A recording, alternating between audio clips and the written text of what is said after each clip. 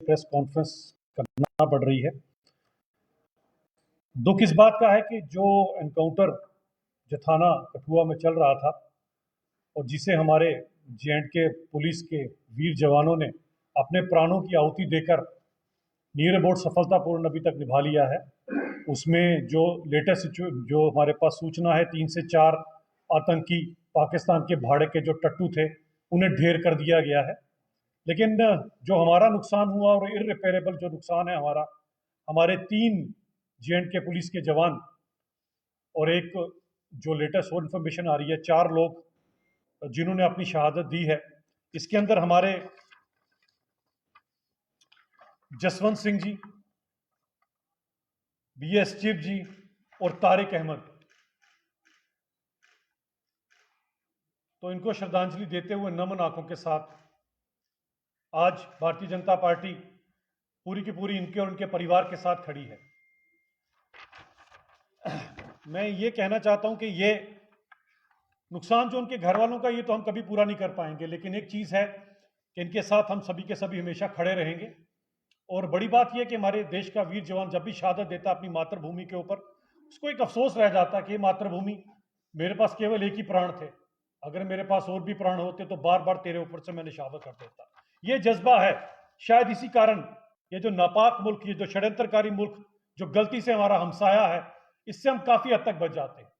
और खासकर अगर आप अभी देखें तो पाकिस्तान ने जो अपनी स्ट्रेटजी शिफ्ट की है, जो अब कश्मीर से इस बॉर्डर की तरफ जहां से वो टेररिस्ट पार करने की कोशिश करते हैं, कुछ हद तक कभी कभी कामयाब हो जाते हैं, लेकिन हमारी जे.एंड.के पुलिस और हमारी सिक्योरिटी फोर्सेस बड़ी मुस्तैदी से इनके साथ लड़कर हमारे को बचाने में कामयाब रहती है।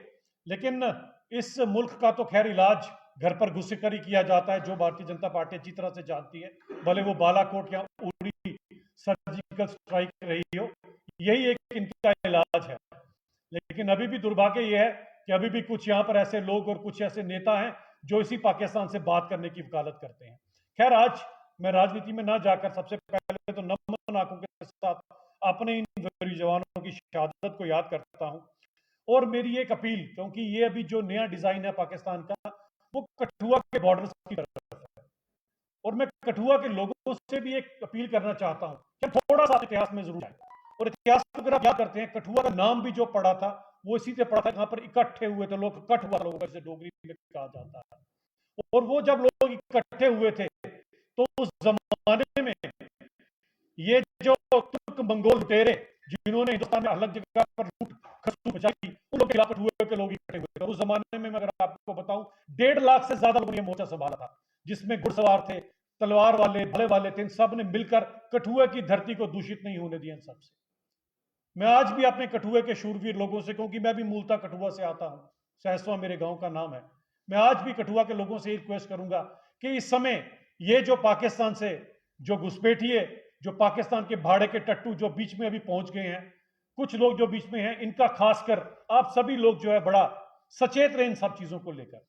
और हम में से मैक्सिमम लोग क्योंकि आर्मी से या पुलिस की बैकग्राउंड से आते हैं, तो ये देखिए कि अगर कहीं पर भी ऐसी चीज होता है, अगर आपको खुद भी इन सब चीजों के ऊपर देखना पड़ता है, तो जरूर आप सब मिलकर इन सब लोगों के खिलाफ अगर कार्रवाई करेंगे तो पुलिस की भी मदद होगी, आर्मी की मदद होगी।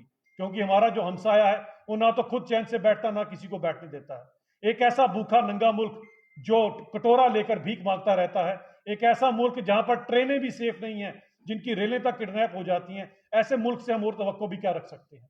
आईएसआई का जो डिजाइन है, पाकिस्तान आर्मी का जो डिजाइन है, इसके खिलाफ मुझे लगता है कठुए के लोगों को आज खड़ा होना पड़ेगा। हम सब इकट्ठे अपने आगे पीछे पूरा ध्यान रखें, कोई भी अगर ऐसी मूवमेंट हो रही है, कोई भी भले किसी भी कपड़ों में कहीं पर भी कोई आ रहा है, तो इमीडिएटली सिक्योरिटी फोर्सेस को, पुलिस को इसके बारे में इन्फॉर्म किया जाए, और हम सब इकट्ठे होकर कम से कम अपने गांव और अपने कस्बे को प्रोटेक्ट करें। क्योंकि इस समय हम सबको मिलकर ये लड़ाई लड़नी है, क्योंकि ये आखिरी लड़ाई है। जिस तरह से अगर आपने माननीय गृह मंत्री जी को सुना हो, यह अब आखिरी फेज की लड़ाई है, और वो जो क्षमा जब बुझती है तो उससे पहले फड़फड़ाती काफी है। अब ये वही स्टेज चल रही है, लेकिन हम सब मिलकर, क्योंकि हमारा इतिहास गवाह है कि उस समय भी 1.5 लाख कठुए के लोगों ने मिलकर इन लोगों को यहाँ पर अपनी धरती पे कदम नहीं रखने दिया था। आज भी मेरी तवक्को अपने सभी लोगों से यही है। तो मैं रिक्वेस्ट करूंगा कि हम सब लोग मिलकर इनके खिलाफ लड़ाई लड़ें। और एक मेरी एडमिनिस्ट्रेशन से खास अपील है, और मैं यहाँ पर एडमिनिस्ट्रेशन को कहना चाहता हूँ कि अगर आपके किसी ऑफिसर की वजह से जम्मू कश्मीर के अंदर अगर आम लाइसेंसेस का स्कैम हुआ था, इसका खमियाजा मेरे लोग भुगतें, यह कतई बर्दाश्त नहीं किया जाएगा। आपके यहां पर जो लैकूना था, उसके कारण आज मेरे लोगों के जो लाइसेंस रिन्यू होने हैं, मेरे लोगों ने जो नए लाइसेंस के लिए अप्लाई किया है, वो पूरे ही नहीं हो पा रहे हैं। अगर 100 लोग अप्लाई करते हैं, खींच के एक आधे को किसी को मिलता है, बाकी लोगों को क्या कसूर है? ये सभी के सभी देशभक्त हैं, और मुझे लगता है जब ये अगर अपने सभी जितने डॉक्यूमेंट चाहिए उनको पूरा कर रहे हैं, तो आपको लाइसेंस देने में कोई हर्ज नहीं होना चाहिए। ये इनका हक बनता है लाइसेंस के ऊपर, और रिन्यू करना भी इनका हक है। जिन्होंने अप्लाई किया है, खामखा बिना किसी बात के इनके लाइसेंस को ना रोका जाए, क्योंकि ये मुझे लगता है बहुत गलत है। और गलती एडमिनिस्ट्रेशन की है तो एडमिनिस्ट्रेशन अपनी गलती को देखे, हमारे लोग क्यों भुगते इसके ऊपर? इस चीज को लेकर, इसका संज्ञान लेकर मैं माननीय उपराज्यपाल मनोज सिन्हा जी से भी बात करूंगा कि मेरे लोगों के जो लाइसेंसेस हैं जिनके लिए अप्लाई किया गया है, वो डायरेक्शन दे डीसीज को और बाकी सबको कि इमीडिएटली सभी की फाइलें क्लियर की जाए अगर उनकी वेरिफिकेशन प्रॉपर आती है तो, क्योंकि ये नीड ऑफ द आवर है। और इस समय जिस हिसाब की सिचुएशन है, सबके पास, जिनके पास लाइसेंस जो रख सकते हैं, जो ट्रेंड है, उनको पूरा अलो करना चाहिए इन सब चीजों के लिए। और ये भी मैं जरूर कहना चाहूंगा कि इस मौके पर जो नम नाखों से हम इनको श्रद्धांजलि दे रहे हैं, आज हम सब इनके परिवार के साथ खड़े रहे। इनकी कमी तो हम पूरी नहीं कर सकते हैं, लेकिन ये जो शहादत इन्होंने दी है, और मैं सैल्यूट करना चाहता हूं अपनी J&K पुलिस को, जिनके जवानों ने इन ट्रेंड टेररिस्टों के साथ लोहा लेते हुए इन्हें मार गिराया है और अपने प्राणों की आहुति दिया। बहुत बहुत धन्यवाद।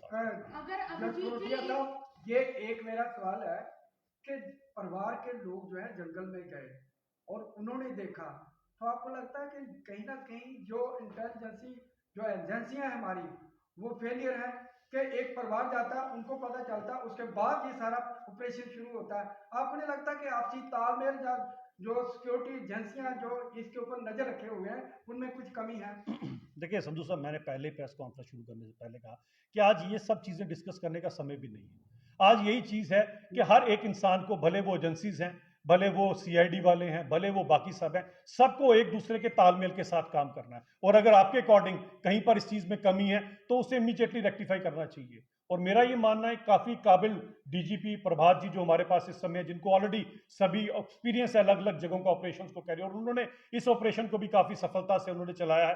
दुर्भाग्यपूर्ण हमारे जवानों की इसमें जान चली गई, लेकिन मुझे पूरी तरह से उम्मीद है कि मेरी J&K पुलिस जो है इन लोगों को हमेशा इसी तरह से मौत की घाट उतारती रहेगी जब जब ये बॉर्डर पार इस तरफ आके हमारे मासूमों की हत्या करने की कोशिश करेगी। अभी देखा गया है कि 3 घंटे पहले office of LG Jammu and Kashmir Manoj Sinha की तरफ से जो उनका ट्विटर अकाउंट है वहां पर ट्वीट किया गया है और श्रद्धांजलि अर्पित की गई है।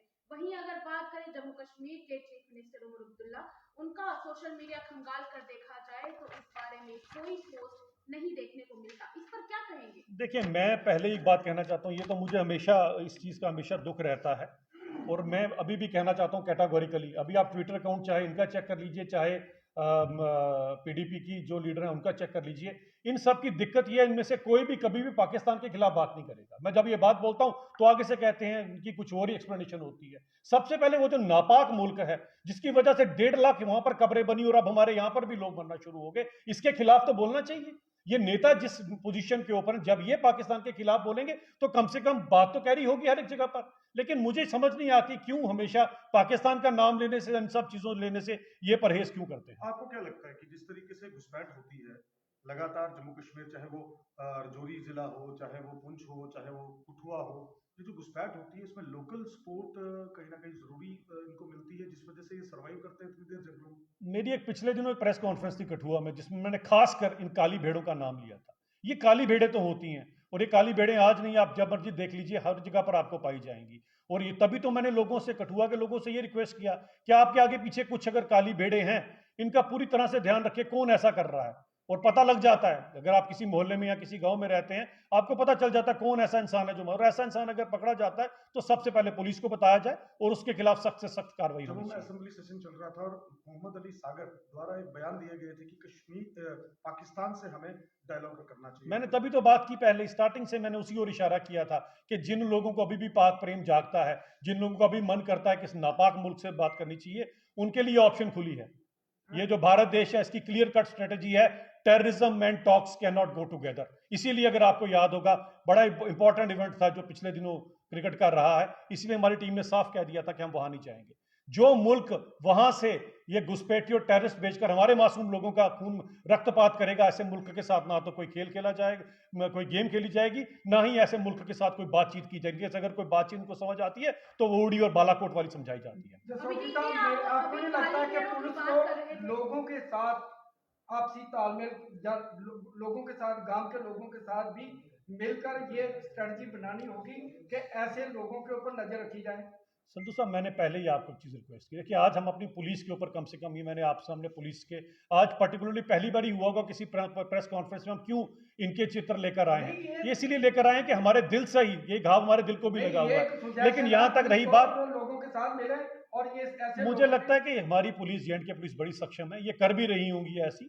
लेकिन ऐसे केस के अंदर अगर कहीं पर भी कोई, अगर आपको लगता है शॉर्टकमिंग, तो इमीडिएटली इसका संज्ञान लेना चाहिए। मैं बार बार कहता हूँ, एक काबिल डीजीपी हमारे पास है, वो पूरी तरह से कोशिश करेंगे हम लोगों को कम से कम इनसे मुक्ति देने। अभिजीत जी, काली भेड़ों की आप अभी बात कर रहे थे, क्या लगता है कि ऐसा क्या है जो बार्टर सिस्टम के तहत एक्सचेंज किया जा रहा है जिसकी वजह से ये काली भेड़ें भी सरवाइव कर पा रही हैं और इन आतंकवादियों की मदद कर पा रही हैं?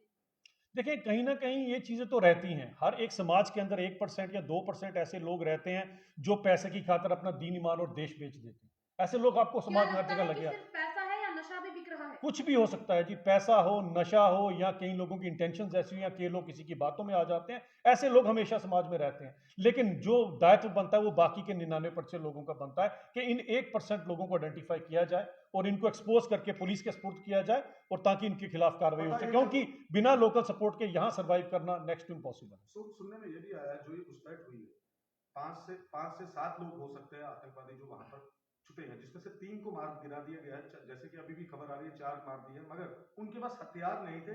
ये हथियार उनको यहीं से मुहैया हुए हैं, चाहे वो ड्रोन के जरिए, चाहे यहाँ लोकल सपोर्ट के जरिए। देखिए, ये तो पूरे का पूरा डिजाइन होता ही है।